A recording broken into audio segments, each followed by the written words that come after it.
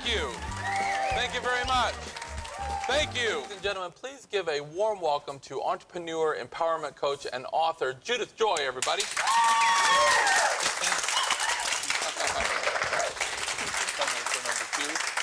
Talk a little bit about your coaching. A lot of people don't necessarily know what an empowerment coach is, or maybe they might not realize the need for one, but talk a little about your coaching specifically and what you do.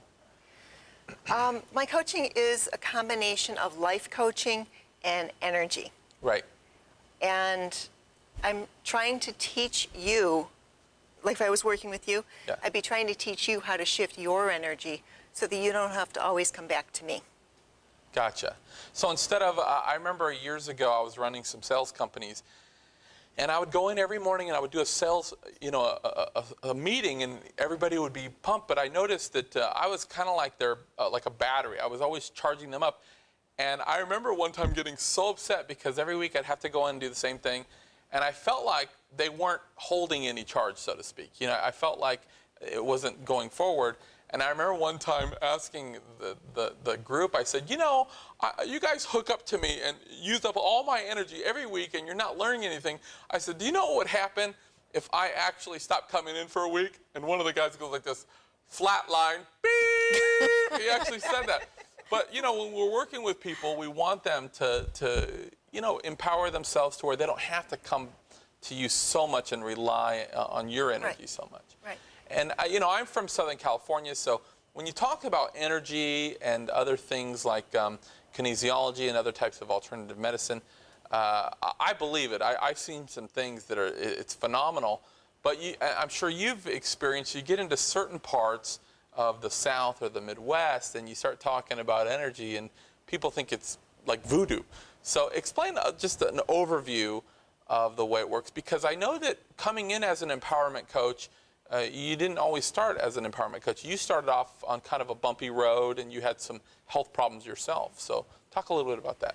I started with headaches. And I went to the Mayo. First off, I got married, which was the headache. Right. But my then husband noticed that I was getting headaches every day. Yeah. So we went to the Mayo Headache Clinic and they said, you have headaches, take Excedrin. Those are smart guys. That's the best I come up with at the Mayo Clinic. I think in 30 years they've learned. Then I went to a headache clinic, and they said, here, have some drugs. Right. Well, it didn't really solve the headache problem. So then I went to a Catholic hospital in Indiana, and they said, put your husband before yourself. Huh. And they were serious. Well, I've since gotten rid of the husband, and I switched. So I switched over to alternative. Yeah. And I do chiropractic and acupuncture and energy and all the supplementation and things like that. The energy started, and it was like, all right, I'm laying on this table and this guy is tapping my head. This is weird. Yeah, this is really weird. It does seem strange at first. But I'm still working with this same doctor, and we started out doctor-patient, and then we became mentor-student, and now we're colleagues. Right. He's helped me understand that everything is energy. Right. Everything. This desk is energy. Yeah. And your feelings are energy.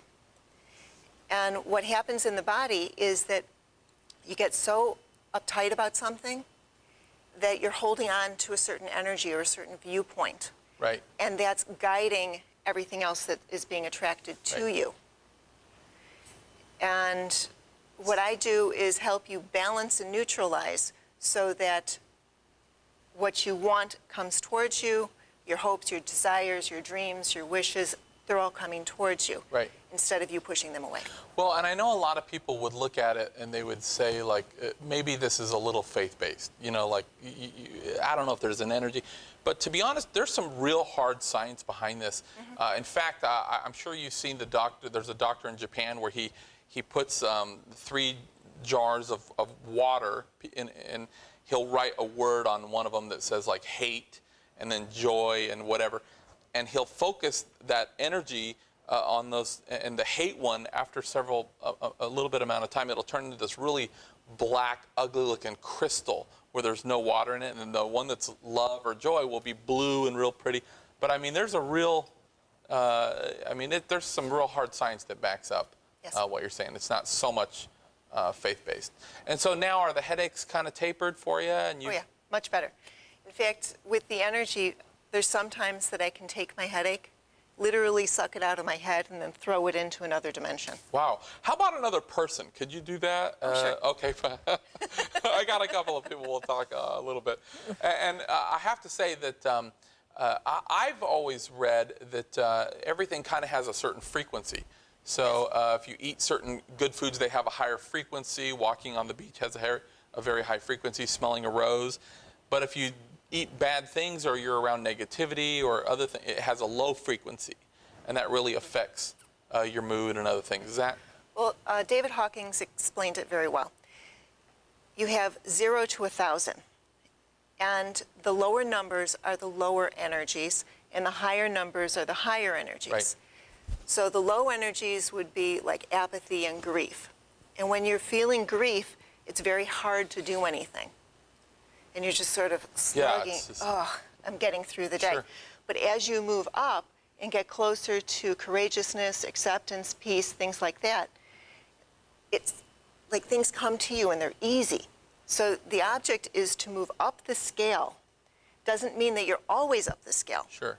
I mean, you're going back and forth. But the more you can get up here, the better you're going to feel and the easier life will be.